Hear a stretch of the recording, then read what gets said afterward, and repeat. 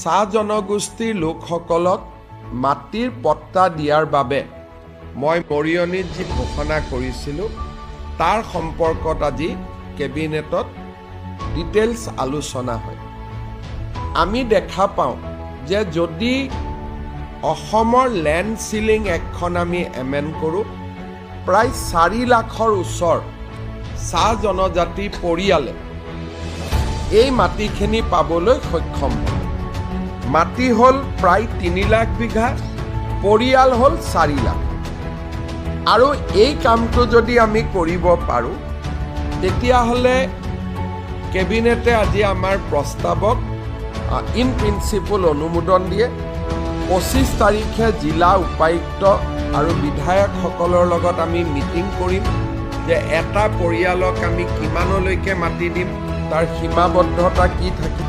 সমান্তৰালভাৱে অহা 2-3 তাৰিখে আমি চাহ জনগোষ্ঠীৰ সংগঠনসমূহক নিমন্ত্ৰণ কৰিম যাতে তেওঁলোকৰ লগত আলাপ আলোচনা কৰি আমি এই আইনখন 25 নৱেম্বৰত বিধানসভালৈ লৈ যাব।